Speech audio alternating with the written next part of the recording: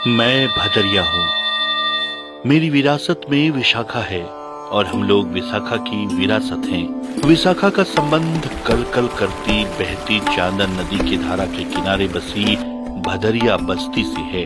भगवान बुद्ध का आगमन जब अंग जनपद में हुआ तब उनके चरण भदरिया गांव में भी पड़े थे। उस वक्त भगवान बुद्ध की प्रथम शिष्या विशाखा बन गई। इस बात की चर्चा कई पुरातात्विक मसले के जानकारों, इतिहासकारों, साहित्यकारों और पत्रकारों ने समय समय पर किया है। राधेश्याम पाठक जैसे स्वतंत्रता सेनानी अगर भदरिया की माटी में पैदा हुए तो वह अनायास ही नहीं है, बल्कि भदरिया की महक हर कंकड़ में है। चाहे माटी की उपज में खुशबूदार कतरनी धान हो या फिर छठ पर्व के दौरान चांदन नदी की धारा के बीच से निकला विशाखा की जमी की निशानी और भग्नावशेष। बिहार के मुख्यमंत्री श्री नीतीश कुमार भी विशाखा की माटी की महक लेने पहुंचे। वहीं भदरिया गांव के बुजुर्ग समाज सेवी लखनलाल पाठक कहते हैं कि उनके गांव में बड़े बड़े समाजवादी नेताओं का आगमन पिछले कई दशकों से हो रहा है।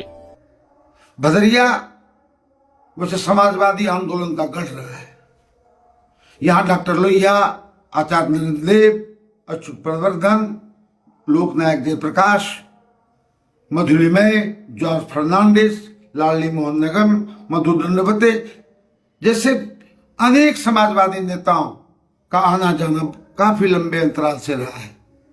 भदरिया मेरे परम पूज्य पिताजी राधेश्याम पाठक, जो एक भदरिया के ही नहीं पूरे इस क्षेत्र के समाजवाद की पहचान थे, और आपातकाल के दौरान कुछ दिन तक कर्पूरी ठाकुर ने भी यहाँ अपना समय बिताया था। भदरिया की चर्चा बड़े फलक पर जा पहुंची है। वजह भी धार्मिक पर्यटन से जोड़कर देखा जा रहा है। अगर इलाका बुद्ध सर्किट से जोड़ते हुए विकास की बात करें तो बांका धार्मिक पर्यटन के मामले में पहले से ही अव्वल रहा है।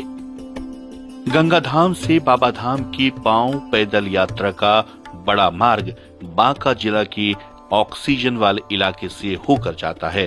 भारत सरकार के मंत्री नितिन गडकरी ने गोड्डा के सांसद निशिकांत दुबे के सवाल पर कहा कि विक्रमशिला के साथ भदरिया को भी बुद्ध सर्किट से जोड़ा जाएगा तो इलाका चमन हो जाएगा। गांवों को जोड़ा, एक केवल गांव छूटा है। निशिकांत दुबे विक्रमशिला की बात कर रहे हैं, वो थोड़ा छूटा है। विक्रमशिला को मैं जरूर इसमें जोड़ूंगा। वहीं गोड्डा के सांसद उस बात की चर्चा अब सरेआम करने लगे हैं। यदि सारनाथ से आप चलेंगे तो सारनाथ के बाद बुद्ध जो है इटखोरी आए, इटखोरी के बाद वो बांका में भदरिया एक स्थान है वहां आए, और उसके बाद वो विक्रमशिला गए, और विक्रमशिला से यदि आप देखेंगे तो नेपाल के साथ हम बुद्धिज्म को जोड़कर, कंबोडिया के साथ बुद्धिज्म को जोड़कर हम एक बहुत बड़ा पर्यटन का हब बना सकते हैं। भगवान बुद्ध जो है इसी बांका में आए। एक भदरिया गांव है, यहाँ माननीय मुख्यमंत्री जी जो है अभी उसकी खुदाई कर रहे हैं। विशाखा जो है उनकी जो शिष्या थी इसी भदरिया गांव में थी, और भगवान बुद्ध जो है इसी भदरिया गांव में जो है एक महीना अभिषेक मिल रहा है, माननीय मुख्यमंत्री जी उसको कर रहे हैं। लेकिन कारण क्या है कि हमारे यहाँ इंफ्रास्ट्रक्चर नहीं था। ग्रामवासी भदरिया समेत इलाके के लोगों को पूरा विश्वास है कि जिला प्रशासन बांका और राज्य सरकार विशाखा की विरासत को संवारेगी। इसमें दो मत नहीं कि काल के प्रवाह में भूगोल का स्वरूप भी बदल जाता है।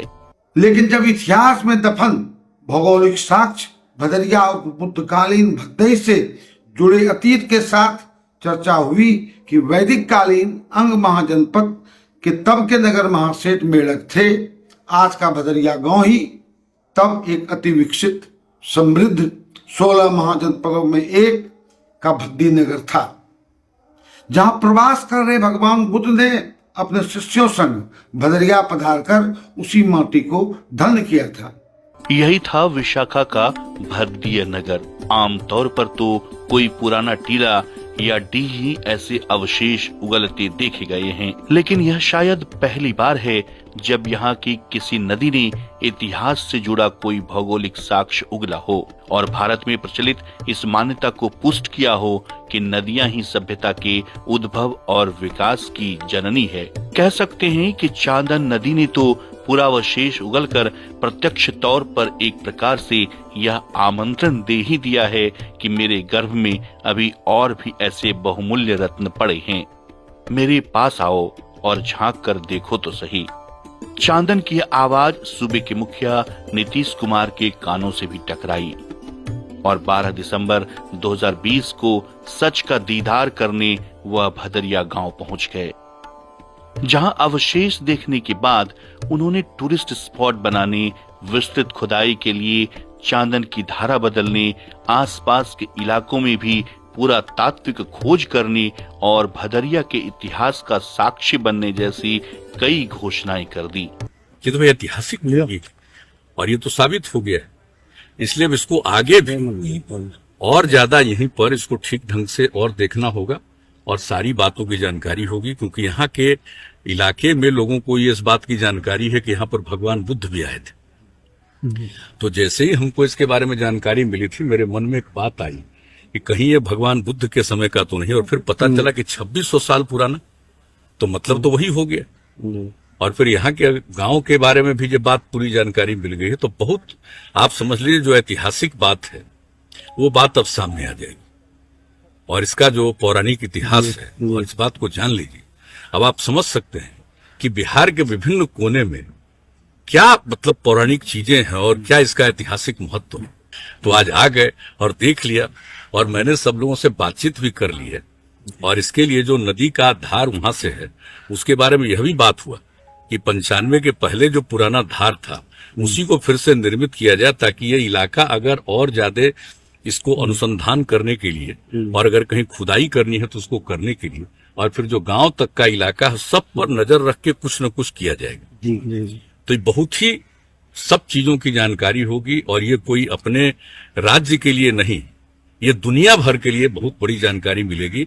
और इस तरह के स्थल में फिर तो पर्यटक आएंगे, लोग आएंगे, बहुत अच्छी जगह होगी। और मुझे खुशी है, मैं इस धरती को प्रणाम करता हूँ जिससे भदरिया के वासिंदों समेत इस मुहिम की लगातार झंडा बरदारी करने वाले समाजवादी नेता लखनलाल पाठक की लंबित मुरादें झटके में पूरी हो जाने की उम्मीदें हरी हो गई। कमाल की बात यह हुई कि 12 दिसंबर को मुख्यमंत्री ने पूरा स्थल की विस्तृत खुदाई की घोषणा की और 14 दिसंबर को नदी किनारे जेसीबी की दहाड़े गूंजने लगी।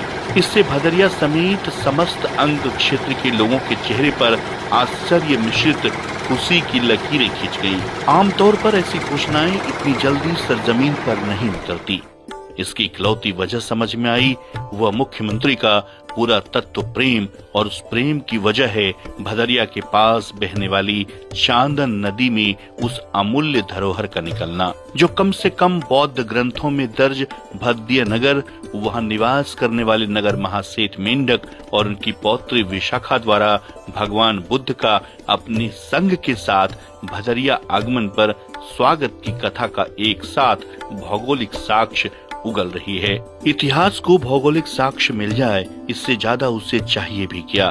भदरिया देखने लगा इस आईने में भद्य के रूप में अपने अतीत का अक्स, और मन ही मन फिर से अपने उस स्वर्णिम अतीत के साकार होने का जोड़ घटाव भी करने लगा।